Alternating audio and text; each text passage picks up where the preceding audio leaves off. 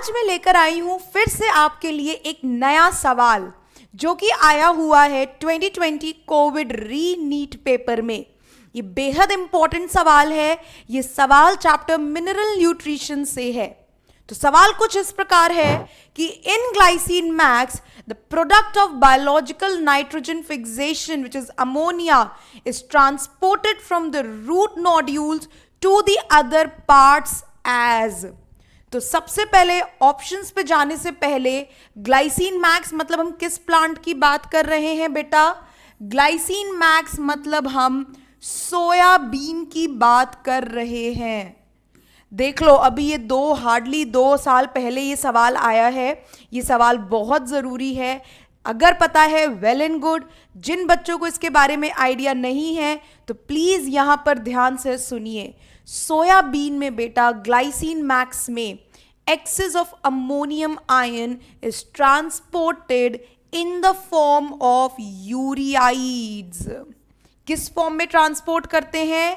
यूरियाइड्स के फॉर्म में ट्रांसपोर्ट करते हैं। अब यूरियाइड्स क्या होता है? सबने बेटा यूरिया तो सुना ही होगा, यस और no? Urea is NH2 double bond O NH2। ठीक, ये होता है यूरिया जो कि सोयाबीन में पाया जाता है। अब कुछ अमोनिया जो प्लांट बना रहा है वो तो अमोनियम के फॉर्म में उसने प्रोटीन बनाने में इस्तेमाल कर लिए, तो कुछ तो अमोनियम प्रोटीन के फॉर्म में ट्रैवल कर जाएगा। बट अगर एक्सेस ऑफ अमोनियम होगा और अगर प्लांट उसे प्रोटीन के फॉर्म में कन्वर्ट नहीं करना चाहता तो फिर उसको कहाँ पे स्टोर करेगा और किस फॉर्म में ट्रांसपोर्ट करेगा? तो ये जो यूरिया है बेटा, इसका जो डबल बॉन्ड O है ये हटके यहाँ पर NH2 ग्रुप जुड़ जाएगा और क्या बन जाएगा? यहाँ पर हम करा देंगे addition of ammonium to produce ureides. तो जब हम यूरिया में अमोनियम आयन को स्टोर कर देते हैं तो हमें मिलते हैं यूरियाइड्स। और ग्लाइसिन मैक्स में बायोलॉजिकल नाइट्रोजन फिक्सेशन का एंड प्रोडक्ट इस फॉर्म में भी ट्रैवल करता है।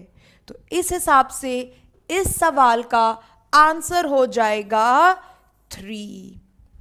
किसी को कोई डाउट? दोबारा बता रही हूं, ध्यान से सुन लो। सोयाबीन में यूरियाइड्स के फॉर्म में भी अमोनियम ट्रैवल करता है जहां पे carbon is to nitrogen ratio is less, या कह सकते हो nitrogen is to carbon ratio is high. अब देख लो, एक कार्बन है और 3 नाइट्रोजन के एटम्स जुड़ जाएंगे तो N/C ratio will become high और यूरिया कन्वर्ट हो जाएगा यूरियाइड्स के फॉर्म में। उम्मीद करती हूँ सारे बच्चों को ये सवाल अब बिल्कुल क्लियर हो चुका होगा। और अगर अब आपके नीट के एग्जाम में आएगा तो सारे बच्चे इसको बिल्कुल करेक्टली ही मार्क करेंगे।